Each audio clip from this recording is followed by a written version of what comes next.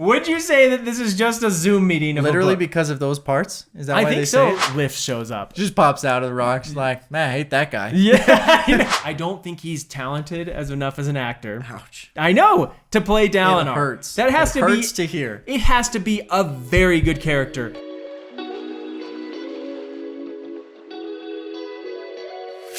Welcome back to Next Chapter. I'm Jaden, and this is Marty, and we are the Everyday Cosmere fans. And today we're talking Oathbringer, specifically Part 2. So if you have not read or seen our Part 1 reaction video, please go ahead and do that. Because today we're diving into Part 2. We're going straight into it. Warning for everyone who's involved, there will be spoilers here, so brace yourself for that. This is a read-along. We are preparing for Wind and Truth coming out this December. So stoked about that. And so we're going through all the books leading back up to that. And so today, we're going to go through some exciting things about Part 2, things that happened. Most importantly, MOASH, do we care? Do we care?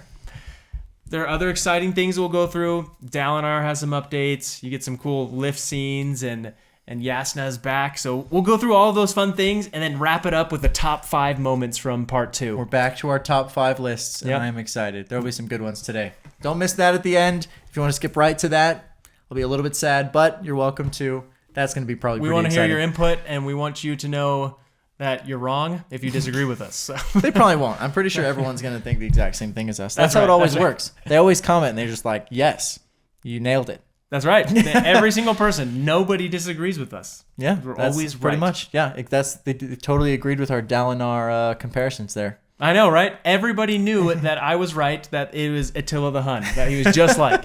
And you know what? I was wrong. I need to address that real quick because a commenter mentions that and they're 100% right. I totally misspoke. It is Genghis Khan, actually. Yep. This was almost an apology video. It's an apology. It's a whole this video close. apology. Yep. Just to apologize the whole time. But yeah, related to Genghis Khan, which is pretty awesome. So yeah, he's awesome, the one. intense, but also really frames kind of his whole intensity of his earlier years. And they talk more about this in Part 2, which is why it's important to bring it up again. Even though, we were a little bit off on that. But it's cool to see because as they're going through and they're saying, like, really all Dalinar does for the first, like, all his flashbacks are just intense violence, war, and that's Genghis Khan. Makes sense. Oh, it does. It does. He's a warlord, right? Yeah, absolutely. Yeah, it's insane. So actually, let's start with Dalinar. Okay. So you want to go into there, bring up some of the things that you were thinking about with that. Oh, yeah. The one scene that stuck out to me for Dalinar in this Part 2 is he's this is a flashback. Most of his stuff is flashbacks lately. But it's when he's at the bar fight scene, basically. Oh, so he goes to this like wrestling event, I want to imagine in my mind. Yeah. And he's chatting with the guys, and he's like, he just can't handle the fact that he has to just sit there and watch, and he can't be in on the action, in on the violence and the fight. I imagine like a big UFC fight. Yeah, going that's on. probably what and at the end of it, he like rips his shirt off, and he's in there. He's like, I'm fighting next. Like, it's me. Like, he goes and he says to the champion who's never been beaten, he's like, you have a challenger. I'm in. Let's do this. And then the undefeated champion of the ring is like, I won't do it. He's like, this isn't a no holds barred. This is like all things legal. And Dalinar's like, sweet, let's do it. And he's like, absolutely not. Yeah. And he's like, is it because I'm like the brother of the king? Is that why you won't fight me? No, it's not. Nope. He was legitimately terrified. And you can feel the awkwardness in the air. Yeah. Like the way that it's written, like everyone just kind of leaves quietly. It was this environment that was all hyped and stuff, that all of a sudden it's just like, party foul. No way like, I'm gonna fight you, dude. Yeah, totally killed the mood. Totally ruined it. I wrote the thing I wrote specifically for that was like, how cool is it that Sanderson wrote it like an unbeatable fighter, an unbeatable character. He basically all of the flashbacks, like there is no person alive that could go toe to toe with Dalinar. Like without, magical capabilities aside kind of thing. Like man to man, nobody. Yeah. And that's just crazy. Like even the undefeated champion wrestler guy was like, no, absolutely not. And the reason for that is that he asked him, he's like, what the heck, why isn't he going to fight me? What's going on? And they're like, oh, he's just a little scared. And he finally pushes him a little bit. And he's like, what happened? He's like, well, do you remember last week or a few days ago, whatever it was? And he's like, glimpses of stuff. Apparently he blacked out and he started a bar fight and he put like 3, 4, 5 people in the hospital. And like some of them will never walk again, significant brain damage, arms lost. It's like, he's insane.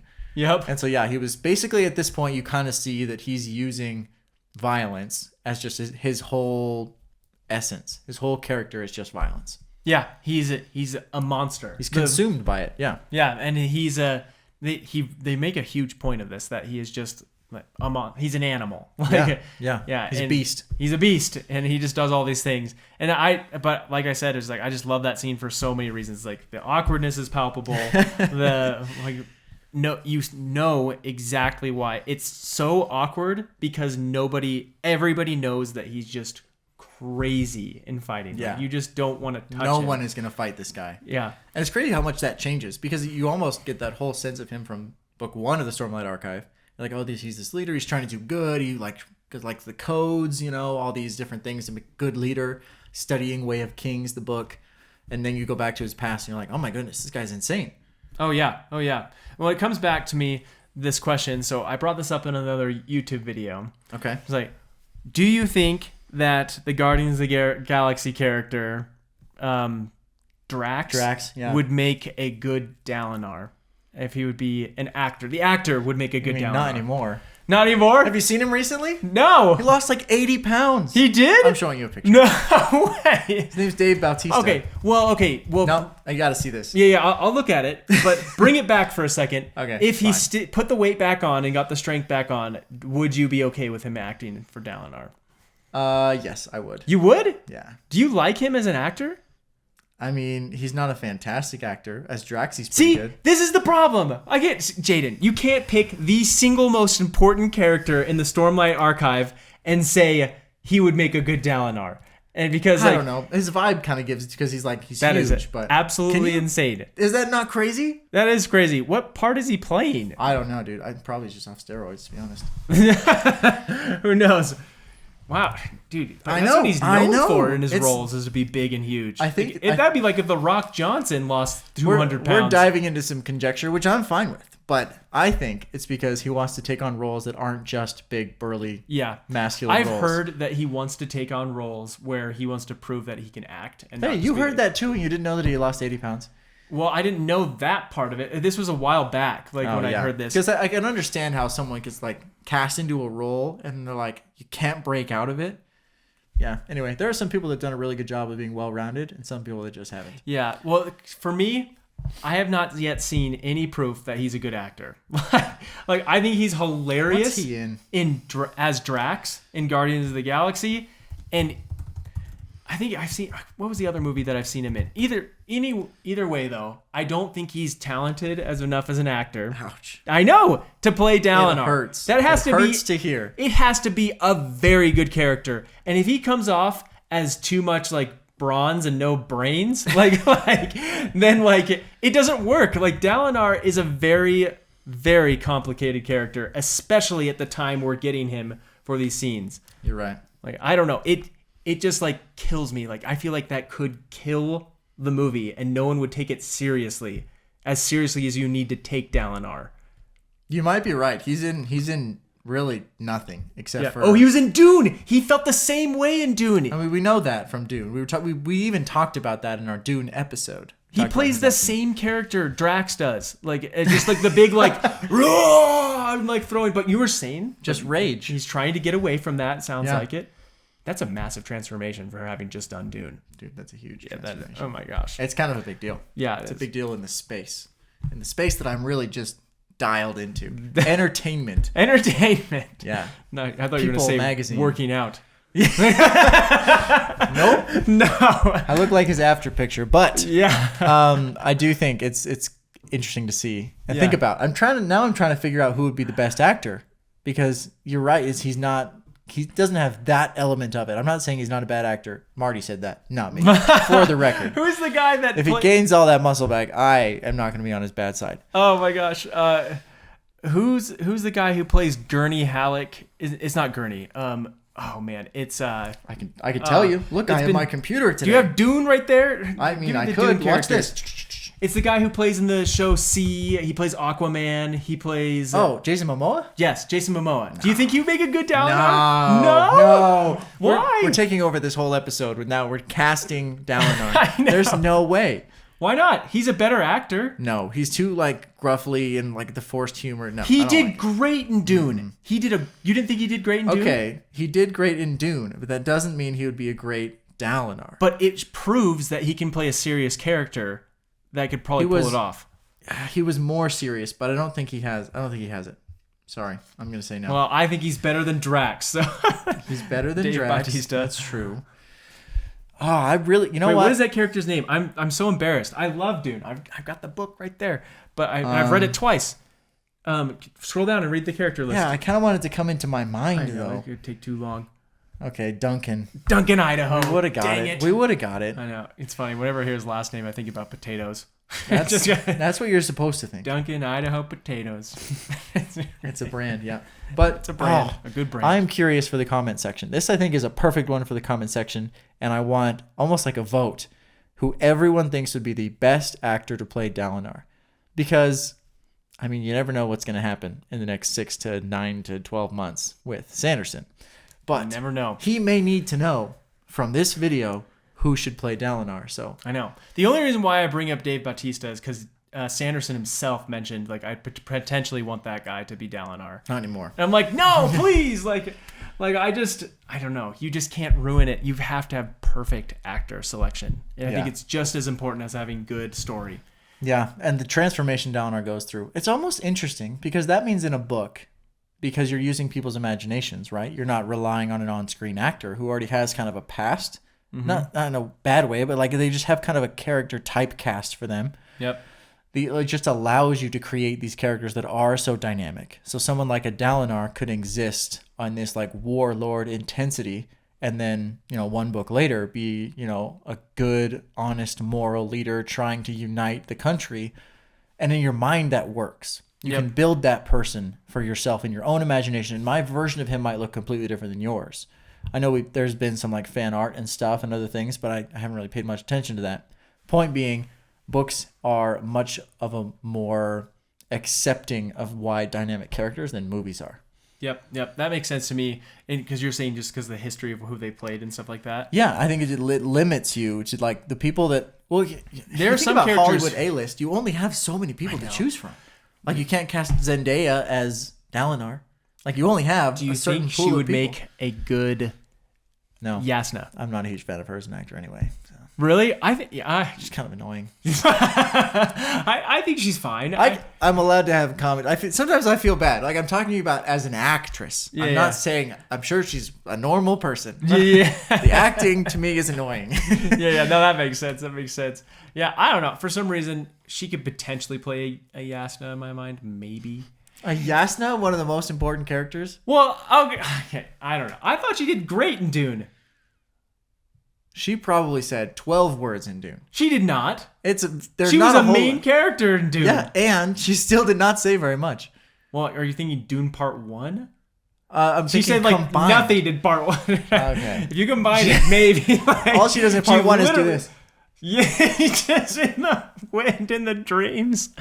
That's it. That's all. That just is a great movie, eyes. though. I love it. It is a great movie. Okay, we can move on from that, but anyways, Leave your comments on who should play Dalinar and whether Zendaya should have a role. Yeah. I have my own thoughts. Yeah, you do, apparently. Yeah. Well, I also need to cast myself in which extra I'm going to be. Ooh.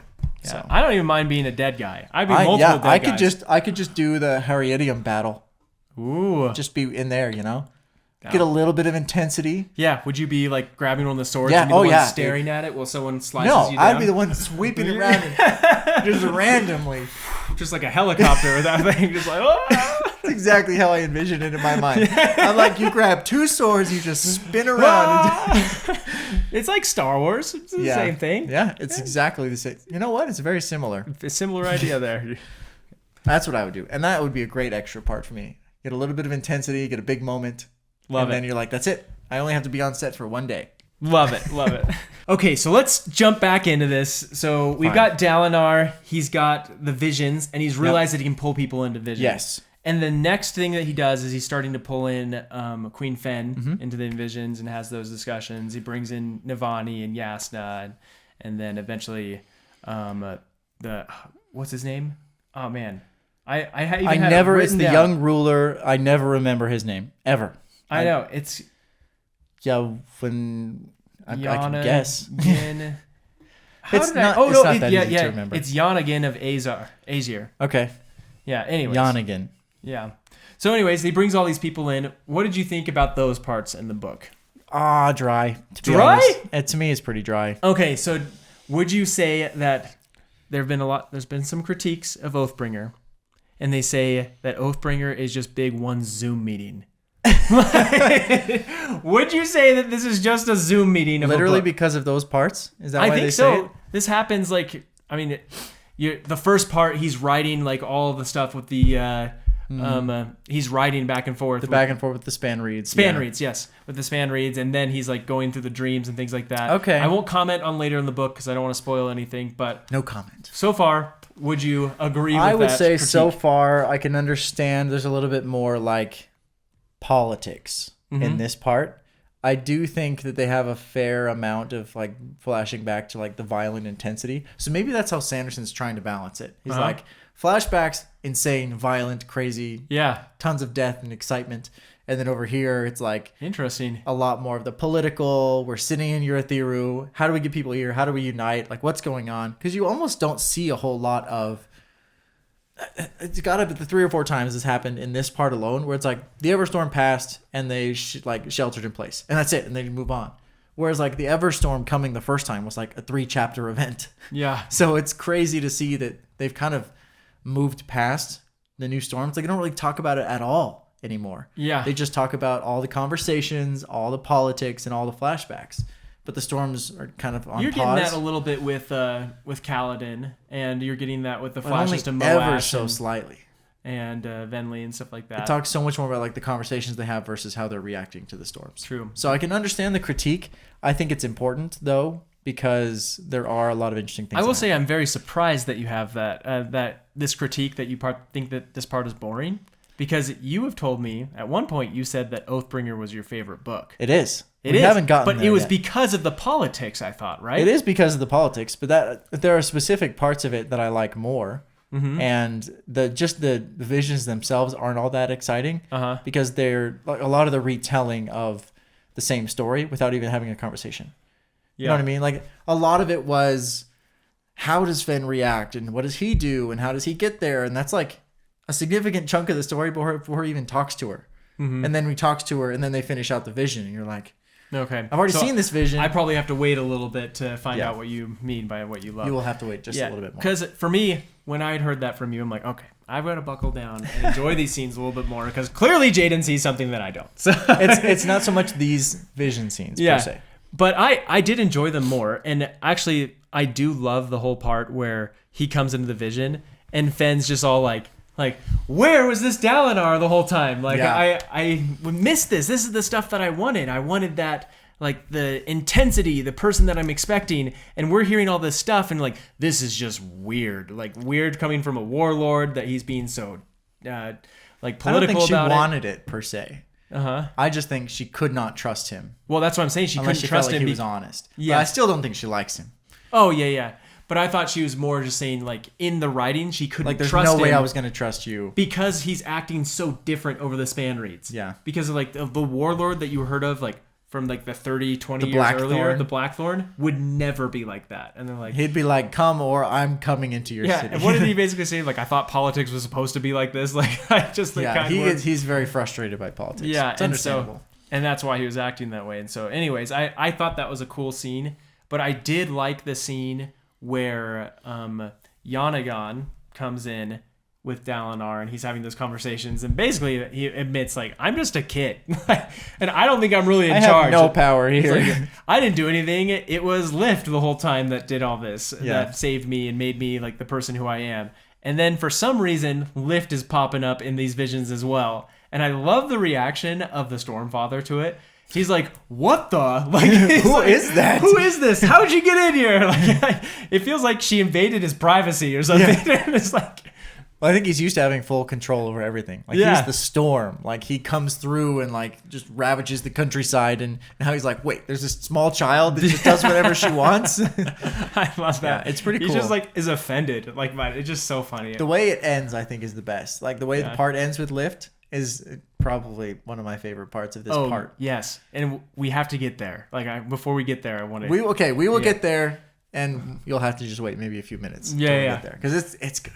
I love that. Does the Stormfather ever crack you up with how like ornery he is? Like he's just so like, but it makes sense. He's a storm, right? Yeah. Should storms Spren are just like pretty much the embodiment of how people perceive things, right? That's kind of what makes them. So it would almost make sense that like they say you have a storm cloud over you, you're just always grumpy and like everything. He's a little grumpy. I know. That's just kind of the vibe that I get from the Stormfather. Yeah. He's just like, no, that's not how you're supposed to do it. His temperament is very that's not supposed to be that way. Gloomy and stuff. Yeah, but that's I like when Dalinar reaches for his sword. He's like, "What are you doing?" You're like, "Relax, dude. You're fine." Yeah, it's awesome. He doesn't have a sword, so yeah. Every once in a while, the Stormfather like bugs me because of that, but then doesn't at the same time.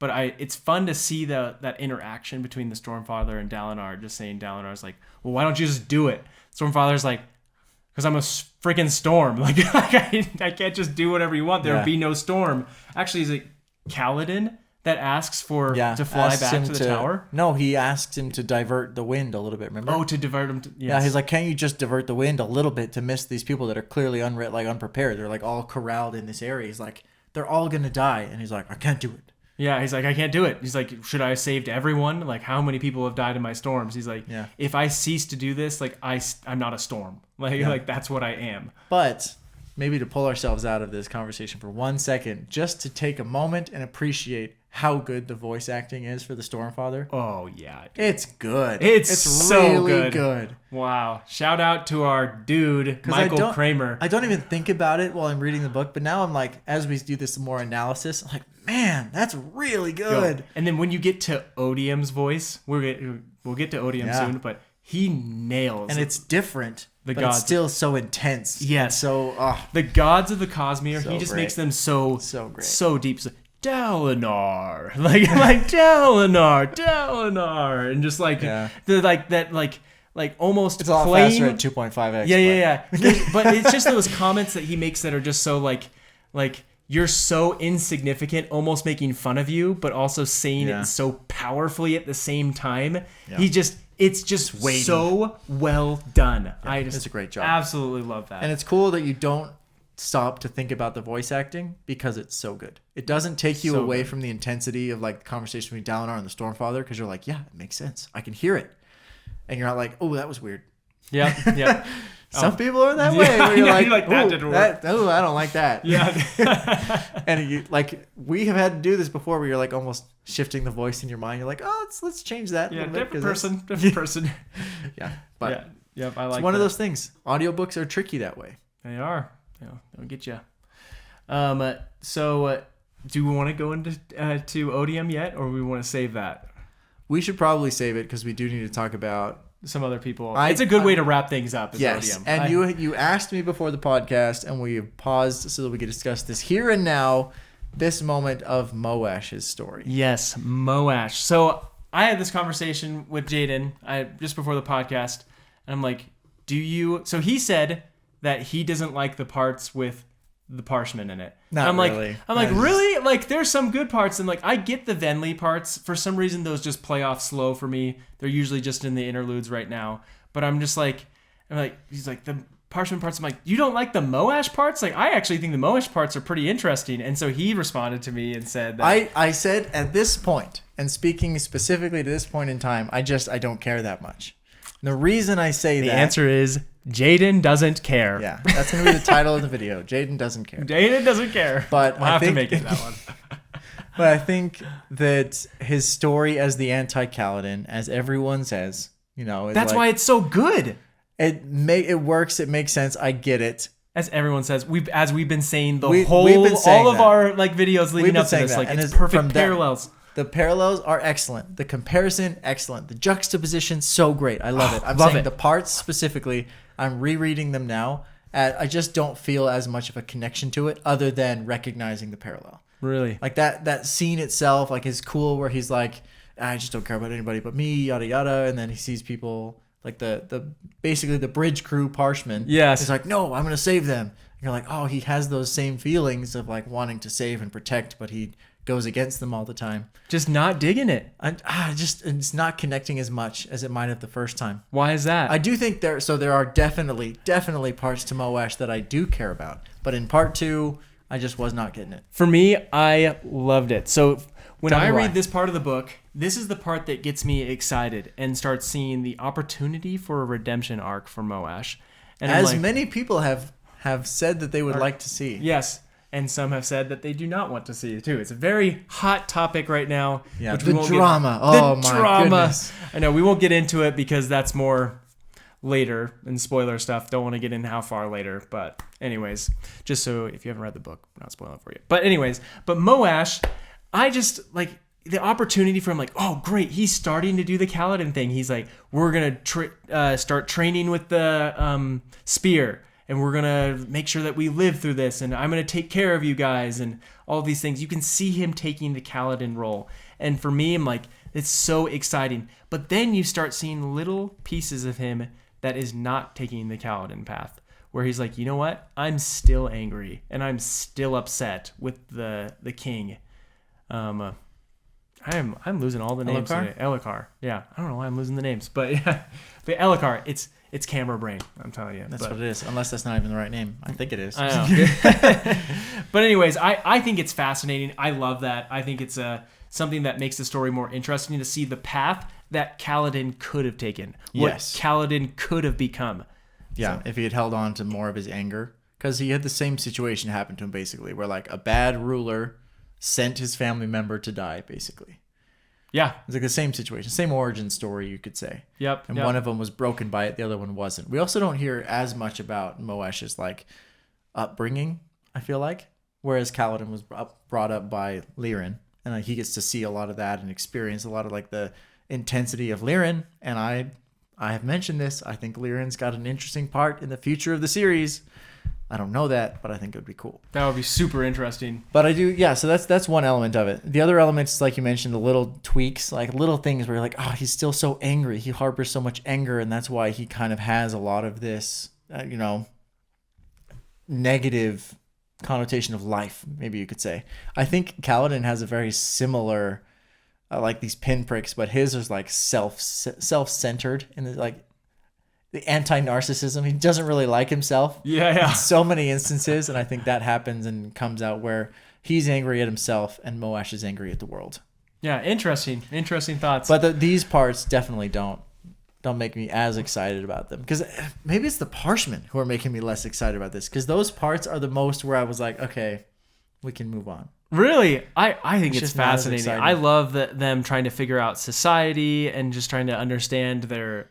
Like, how do we fit in now that we're not stuck in Dolform or slaves and everything, and trying to come back into society? And are they going to put that same kind of hate and treatment towards the humans who put them into slavery in the first place and go back to that? And so it's just fascinating. Yeah. Did you think? Were you surprised at all when you learned about the Parshmen that they, even though they're in Dolform, they kind of knew it? It was cool. It was really cool. I liked that a lot. They knew they were being treated poorly. They knew that, but they just did not have like the willpower or the cohesive thought to do anything about it. Oh, I thought you were talking about like how they could play cards and they were still learning things, but they didn't realize that. Before, when they were actually in Dolform.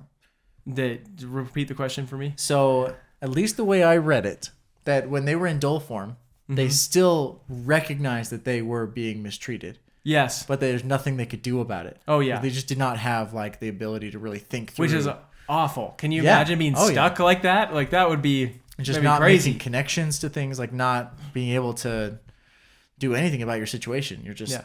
It just existing. makes me wonder how they got stuck in that form in the first place. Oh, yeah. That is one of the major questions. Sanderson always sprinkles these throughout his books, and this seems like one of the major ones. Like, How okay, did it happen? what Well, happened? again, another one is the Hari idiom. Like, why did they abandon their oaths and swords and everything? Like, why would they do that knowing what would have happened? I know. All those questions. It's like, fascinating. We're left with the way the cards are across the table, and you just ask yourself, like, why did any of this happen? Because of so many consequences that happened because of it. But yeah.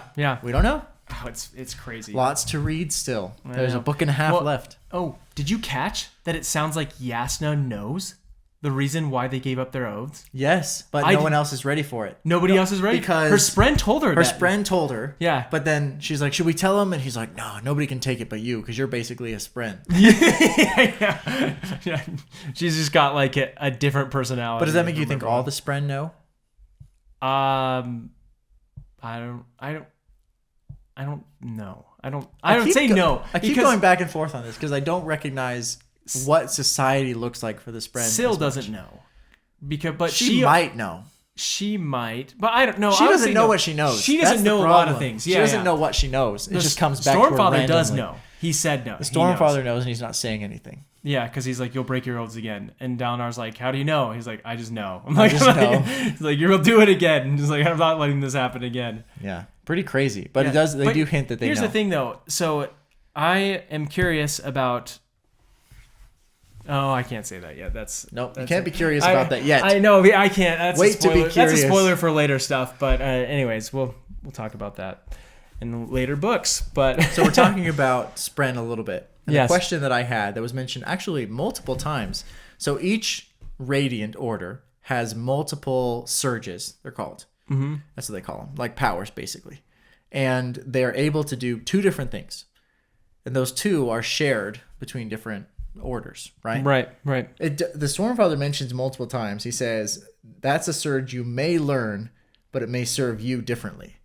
Yeah, that was interesting. I didn't know that before. Yeah. It's like that was eye-opening for me. It's like the surges might be the same, like the surge of everybody but me knows the names of these things. The surge of something. Yeah. But it's like the stone shifting one. It sounds so dumb, but it has a cool name. I promise. Somebody in the comment section knows it's a cool name. But it's the surge that they can like shape the stone.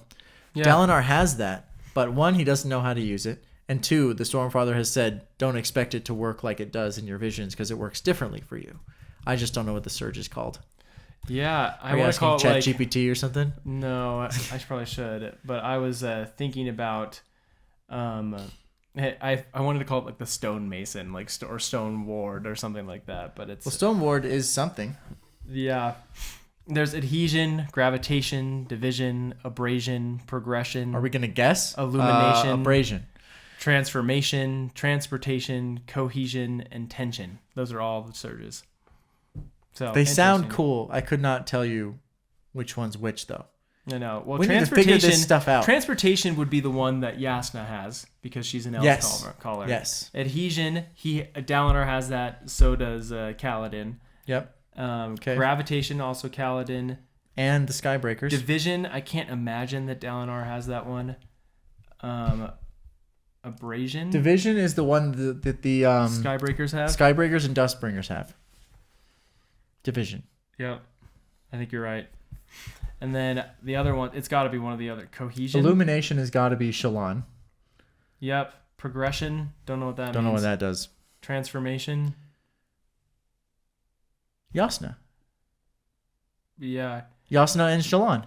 Transformation is what's it called? Oh, I can't forget this. Not on camera. No.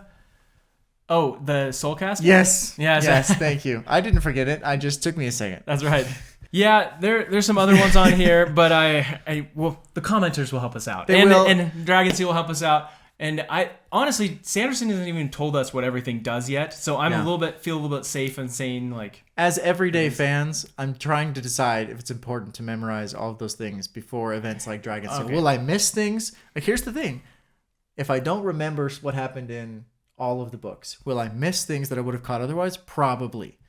Because he's going to build. I think he builds these events for people that are super fans. I don't think so. I don't know if I'm a big fan, You're a super fan. Am I a super Yeah, fan? you're a super fan. But I We don't literally know made a these things. podcast about this thing. I just don't know all the things that everybody else I wouldn't seems say to know. you're an expert. They call them, what do they call it? A member. Like, it's not a member of the 17th Shard or something like that. Whoever the people who go around and record the histories and like the studies on every single thing that they write at the end of the book. Like, this was written by like, oh man. Do you have one like that? Anyway. Yeah. So we're not those people. Yeah. So anyways, but I don't think it's a problem. So for Mistborn, for example, you didn't have to have the medals memorized because you just figured it out. Like every single time it came up again, it made sense. It will make sense when you start hearing the orders of radiance and like when what they're doing. You're like, oh yeah, this guy's doing this or that, and I think that'll make sense. Also, a very convenient things that authors tend to do when they write books is sometimes when you're reading books back to back, it makes it more boring because they're summarizing some things that happened in the last books. And I promise you that will happen in book 5. Is like he jumps right into the action though in a lot of them. They do, but they'll throw in little things like, yeah, this is happening because of this, this, and this, and like, oh yeah, they're just recapping like that happened what happened last previously. Book. Yeah, but that's what we're here for. That's what the podcast is here for. We're right. recapping it to get more details. Yes, more reactive intensity. That's great. That's what this is for. That's great, and that's why we're rereading so we can catch all this stuff. So it's great. Other things, there wasn't too much Shallan other than her being with Yasna and turning into a ward all of a sudden. And ooh, actually, that's a great segue. Oh, because okay. I was gonna remember when I said before we got distracted by whatever cohesion is. We were talking about how the surges are different for each order potentially, because that's what the Stormfather says. Yes. I'm curious if they're also different for each person. That was my question for you. There you go. I think that it's different for Dalinar because he's a bondsmith. I think that there's stuff that I'm saying two different people of the same order. I think they have the same surges. Exactly the same? Yeah, I think so. I think that, yeah, I'm actually pretty positive on this one. I think that the sky windrunners, they all have the adhesion and gravitational. Like that's I agree that they have both the surges, but do they manifest differently for them? I'll give you an example that was on my mind. Shallan, and that's why I think it's a great segue. Yeah. Because I think her ability to draw isn't necessarily because she's radiant, but makes her a better radiant. And she has to draw things before she can present them with light weaving. Does every light weaver have to draw things out? I doubt it. No. But I do think that it manifests in the same way. It just the way that you use it, like get to that point of like you're thinking of it, like interesting, will be different for every person. I don't know, because here's a great example. In this segment, everyone's trying to figure out how to draw in Stormlight. That's true. And they're like, it's just a quick breath in. And they're like, what are you talking about? I'm doing a quick breath all the time. Like I've done that, and like, well, it's a little bit different for everyone, and like that's what I think is probably going those lines. That makes more sense. So maybe getting to the actual power is different for people, but the power manifesting is the same. Yeah. That's what I would say. I can roll with that unless any commenter changes our minds. I know, right? Which is okay. That we're learning as everyday fans. Yeah, we're right? the everyday casual readers. So. Absolutely right. Love it. Yeah. So Shallan, and so it's kind of annoying, like how she's the ward again, and I think that's how you're supposed to feel because she's annoyed. She's annoyed by it for sure. Yeah. So. She spends more time as Vale. Yeah, kind of excited for that to wrap up. Does it blow your mind a little bit, the reach of the Ghostbloods, though? Yeah. That they put the note inside of her Vale costume. You're just like, shady group. Someone's there. You know, it just makes you feel like they're infiltrating everything. And I think that's intentional. Yeah. Because they want her to be like, yeah, we're way bigger than you. I know. It just feels like there are so many different groups doing different things on Roshar at the same time. Yeah. It just makes me so excited. Like Ghostbloods is the name of the third Mistborn series. And you're just like, I love that. Yeah. Because Me too. We're hearing it here. It's coming from there. And I don't know where it's going to go, but I will definitely be very intrigued when I read it. Fascinating. Only like 6 years away. Yep. I do want to say one more thing about Shallan, and then I kind of want to touch on the Mistborn thing too. Yep. We'll not be giving spoilers for Mistborn, I promise. But if we do, I'll tell you to close your ears for a second. I'll bleep it out in the edit. Yeah, bleep. But the other thing was teaching her team to spy. Thought that was kind of interesting. That is kind of cool. Stuff like that. Pretty much it. The last thing I want to go over was the squires. So I thought that story was cool. Thought it was crazy how they have all their different problems. Yeah. And the whole fact that Teft is addicted to moss, like he has that fire moss, hard drugs. Drugs. Like he's clear. yeah. Yeah, and I just think it's amazing that Sanderson really does that in his books. Yeah. I like that he tries to give real world problems to all of his characters and seeing you either overcome them or succumb to them and the consequences. And he's struggling. He's struggling bad. And it just makes you be like, yeah, just because he got paired with the Radiant group doesn't mean he's immune to all of his issues. Yeah. How fascinating was that for him to say, he's like, I thought that once I would become a Radiant, this would just magically go away. Like I would become a better person. Like I feel like there are instances of like people saying that in real life. Like, well, I thought that once I became a dad, like this problem would go away, like and stuff like that. And like that's a very real statement for people to say. Oh yeah. And so it was just cool to see Sanderson. It's real world. Yeah, and it's one of those things where you're like, you probably can see more of like reality and human nature in books when they have things like that. It's not just everyone's a superhero and everything's great all the time. Solved all their problems, now they got superpowers. Yeah, exactly. So that is very cool. It's cool that he adds that. He's got some interesting, weird, like little things that happen. And I love the point. I'm not sure if it's in this part of the previous one, where he's doing all this stuff, Kaladin, and someone comes to him and is like, hey, we got to figure out like we need more barracks for like the married people. Like, we got to figure it out eventually. He's like, oh, I didn't even think about that. Yeah. We can't just throw everybody in a room anymore. Yeah, you're like, yeah, that's a problem. Actually think about how you're going to do housing for the army. Like, that's so far away from a normal, like, war book. No one's like, well, how are you housing your soldiers? Yeah, it just doesn't matter. But here is so much more detailed, I guess. He thinks about everything. Yeah. It's amazing. I love that. He probably went to war just to study for that. I know.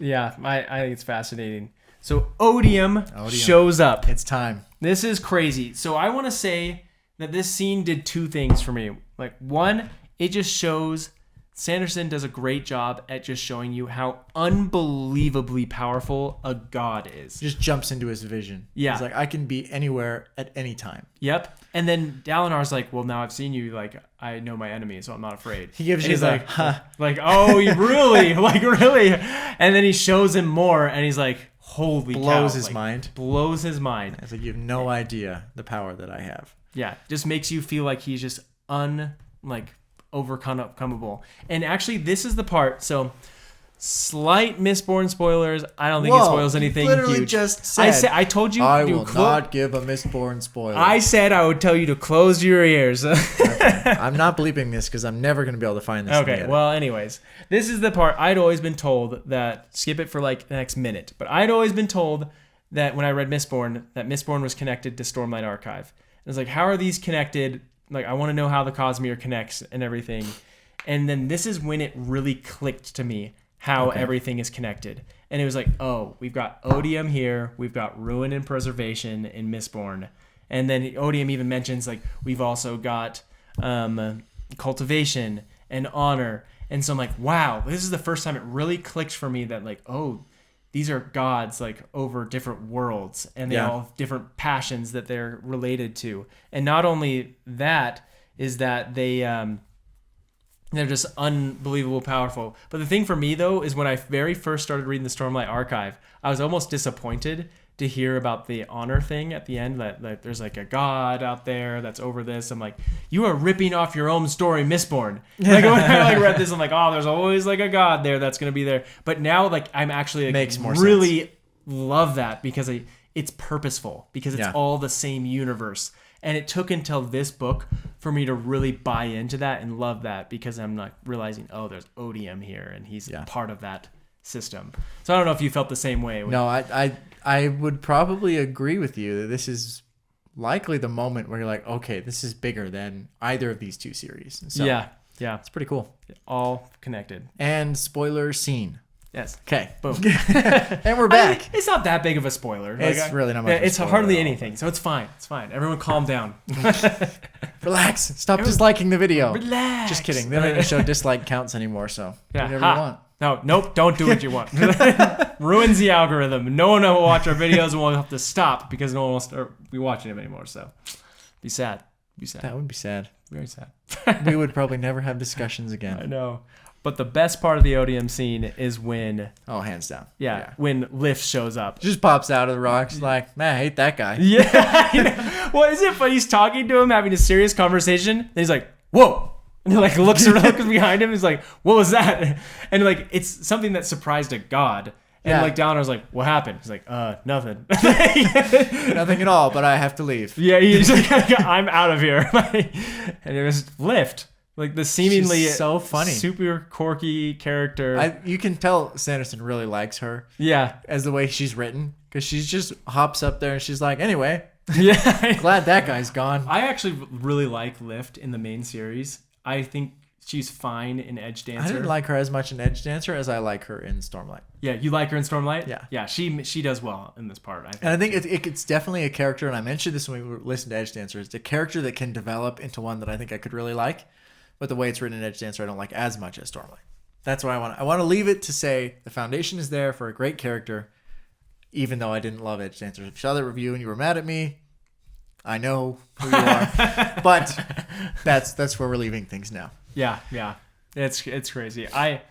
Anything else from Odium that we've got here? The last thing I've got is Taravangian. Yeah, we got to talk about that. Yeah, you got to talk about Taravangian. He is absolutely wild. Every single time it comes to him, I love his character. I love that he's super brilliant and then dumb on other days. Like, he just goes back and forth. But I literally laughed out loud at the part where he's like, I need this to happen. I need this to happen. Everyone do it right now. They're all doing it too slow. I need people singing at the door. And I need all this. It's like, he comes out, kill those singers. Like, it's just like, like, and they're like, oh, like what? Like, they're just so crazy. Funny. Yeah. Like, because he's just all of a sudden like heartless because he is so smart, and kind of showing the juxtaposition of people who like are so smart that they think everyone is stupid and beneath them, and like they just don't care about anyone. Doesn't it give you like Odium vibes where you're just like, nothing really matters? It does to me. Yeah. It gives me like the vibe of like all powerful. Like, I'm so powerful that like none of this matters. Like, this little human skirmish over here is not a big deal at all. Like, whatever. Yep. Like, it seems like he's living that same life where he's like, I am so much more brilliant than anybody in my kingdom. Like, any sacrifice is worth it so that I can have 2 more minutes of this type of wisdom. Yep. It's crazy. It is crazy. So he's a crazy guy. I know, crazy. I don't know if he's like ripping stuff apart. He's like, I need to stick this to all the walls. Yeah, I know. Immediately when he starts doing that, the first thing I thought was just like, does he have like a backup copy somewhere? Like I'm like stressed for him with like. But then he does the diagram. He does the math on the field. He's like, this field is this big and it's this much yield, so this is how much they probably have in Urithiru. And I'm like, dude, this is like, did he come from like a management consulting interview where you're like, how many doors are in San Francisco? Yeah, seriously. He's doing all these calculations on how much food they're growing in different places. Like, okay, that seems random, but I know it feels like he has so much intelligence all of a sudden that it's just like he's throwing it up. He's like doing random word problems. Yeah, he's just doing things and referencing old like cultures and things like that. How long do you think a scene like this would take to write? Oh man, so Sanderson was asked this question once. Man, there's gonna be nothing new for me to ask this guy. I know. I think of all these great questions, the Lyran thing, and nothing's new. I know, dude. Somebody asked him the question, and they said, "How do you write someone who's smarter than you?" Which is a really like good question, right? And essentially, he said, he's like, you cheat, right? So what makes him smart is like how quick he thinks of things and how he does things. Yeah, you can think of these things over a very long time. That's like a good what point. You're going to say and what you would do, and sometimes he leaves blanks of like, okay, this is what I need to put something smart here, and so he's like thinking about it for a while. Insert smart statement. Yeah, seriously, I think he obviously puts a lot more into that response, and you should look it up online. I think it's on one of his YouTube videos. It's like the question is like how. I was gonna say I'll just watch all of his YouTube videos to try. No, to find the one. No, I think it's pretty clear which one it is, but it was a fascinating question. That is a good question. I need to think of better questions though, because all my questions have already been asked. I know. You're telling me. I want to be able to ask a question and get that raffle card. You really want a raffle card? A raffle card would be so cool. It's like, who doesn't want one? But I can't be cheating and just say like what happens in the 6th book? Like you're like, well, read and find out. Like that's cheating. Like you got to ask like a real question for that. So do you think we'll have a chance to hop up on the mics in Dragonsteel and ask a question? Yeah, be fast to that line, man. I think that's the. I think you'd have to stand on that line for the whole event, basically, because probably you'd be at the back of it. Yeah, then I'll get more nervous, just shuffling my feet, just standing. And then you'd be like, I forgot my question. Like, I forgot. What happens in Wind and Truth? What's your favorite color? Read and find out. You read and find out. That'd be interesting. I love it. Love it. Yeah, Odium is pretty crazy, but Taravangian's crazier. I think from like a tier list of crazy, I think Taravangian is the craziest character for me. Really? Like insanity level, or like craziest as like, wow, that's a nuts. If we're going insanity level, we got to add the heralds. Well, yeah, but you're talking about just like interesting out there character, I would say. Out there? Like I wouldn't have expected. It's not a character that I've read. I don't have a simile for this character. Just so unique that they're a little bit out there. Uncomparable. Incomparable? Incomparable means that you can't understand them. That's incomprehensible. Incomprehensible. You're right. What time is it? Scene out? Just kidding. No. That's embarrassing. No cuts. Yeah, Marty's getting word of the day from Jaden today. We'll get there in the end. Yep, but you're right. we do have time now for our top 5 scenes, which is an important part of our series. So if you skipped to this part from the beginning, go back and watch. We need that watch time. But if you have watched all the way through, please comment down your top 5 scenes, because that's literally what this section is for. We want to hear what other people think, and then we want to go through our top 5 scenes as well. So we started with the top 3 for the first part. We didn't go to overkill 5 parts for 5 scenes for the first part. But the first part, we have Dalinar recruiting the elite archer that shoots at him. Great scene. In a flashback. It's not going to be number 1 for long. Yeah. The second one is the Midnight Mother. Yep. Them fighting it and it running away. And then the third was the story that Shallan tells about the girl who looked up with the wall. Yep. I don't even know if it's actually called The Girl Who Looked Up. Maybe The Girl on the Wall. Might be, it might be Girl on the Wall. I might be talking about a different story that might occur. Well, I know what you're talking about. Yeah, we'll call it The Girl on the Wall. So I would cool submit a powerful scene. Odium. Yep. Meeting Odium. Meeting Odium. Yes. Love it. And I would submit the Taravangian interlude. I Really? think both of those are really good. What makes the Taravangian one quality enough to be in there? I just think that maybe it's the way it's written. Maybe it's just like how much you're just blown away by the intelligence of someone. It's just like the intelligence, but also the apathy. All of it is just crazy. I think it deserves at least an honorable mention. Yeah. Okay. Well, what have you got? We can throw it in there for now. Taravangian. I maybe honorable mention one of the interludes. Did you think that was fascinating? Where she was traveling to the island, and like had that experience where like they're killed by the Kremlin guy. The Sleepless. Yeah, the Sleepless. That's what they're called. I know. I remember this because last time I'd asked you and I didn't remember at all. Yeah, there's a Sleepless that we learned from Edge Dancer, and you would know that if you're reading along with us. That's not a spoiler because that's before. It's a 2.5 book. Yeah, that's true. Yeah. See? If you're doing your reading order properly, then you're fine. There you are. But yes, I thought that was a very fascinating story. Okay, I think the only other scene that I can think to add is that Dalinar scene when he almost has that fight. The non-fight. Honestly, I don't know why I get the feel that I liked this part better than part 1, but I don't have as many like top scenes that I've like compared to part 1. Interesting. Well, I mean, consider the fact that you didn't appreciate the fact that I didn't really like the parchment scenes, yet there are no scenes in our potential top 5 from that part of the book. All I'm saying is it says something. Okay, well, I could throw it in there when he goes up and meets Leshwi and when he's pulled into the air and they have that whole conversation. You could, but you didn't. I know. And we find out that's the one that he killed, which is also fascinating. Wild? Or the scene with the interludes when we find out that her friend Demid is killed. Gone now. Because he gave his body to one of the fused. Yep. Also fascinating. I think those all deserve at least honorable mentions. Like, I'm not completely opposed to the parchment scenes. I think they're pretty good. That was probably the most interesting Venli scene that we've seen so far. So definitely. But I think we have to rank these. Okay. So we have 3 for sure that we want to add to this list. I would say Meeting Odium has to go straight to number 1. I will agree with you. Yeah. Yes. But Odium, you have to add plus lift. Plus the lift finish. Plus lift because it's so funny. This like powerful god is like, what the heck was that? Yeah. It's just so Who was that? different. Yeah, it's so Where different. he like sees these like eternities and he zooms out to the whole world and is like, whoa.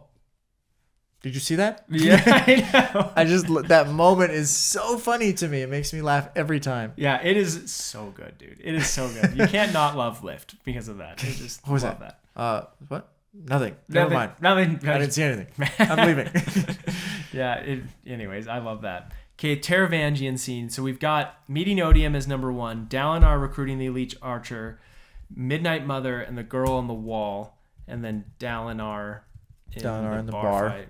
Or it's more of like the Fight Club. Fight Club. Dalinar Fight Club. Dalinar Fight Club. That's what we call it. Okay. I think, it's tough. I do think Taravangian is a powerful scene for me. I would probably put it as number 3 or 4.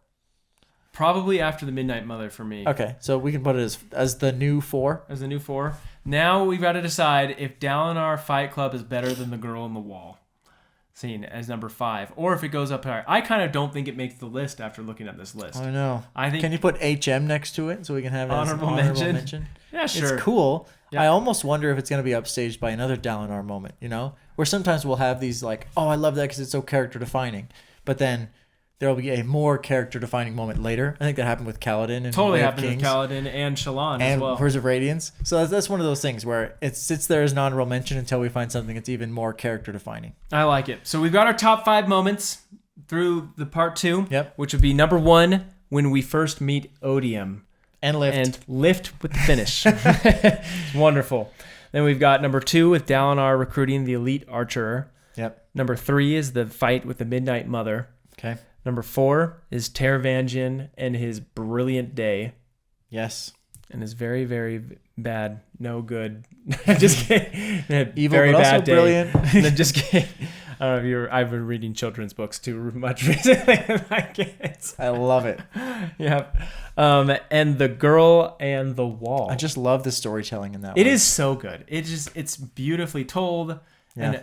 And Sanderson, like a lot of wit stories are amazing too. And he mentioned potentially making a picture book of all these stories. We will definitely get that. I want that so bad. So bad. I would love to read those to my kids. See really beautiful pictures of all these things. So that one I think could also be in there as well. So they mentioned the storytelling when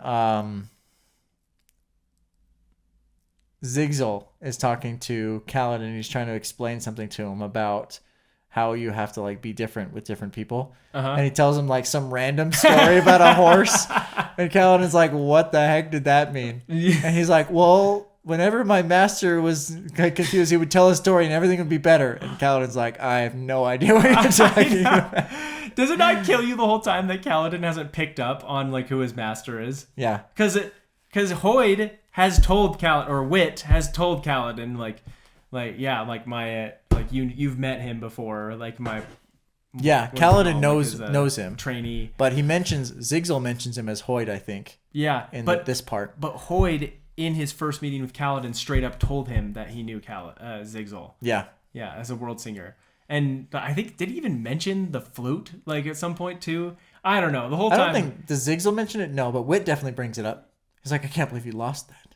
And Kaladin's like, I don't even play it. That was in book 2, wasn't it? I forgot about that. It's funny though. Anyway, so the storytelling, that reminded me because like she does such a good job of it. So yeah, love it. Well, I think that wraps things up.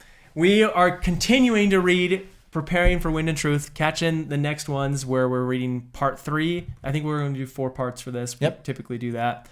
But we're approaching quick for Wind and Truth, so be ready. Come along with us. Definitely read along with us. That will make this so much more exciting if you're speed running all of these videos in preparation for the next release of Wind and Truth. That's fine too. We're glad to have you guys, and we will see you in the next chapter.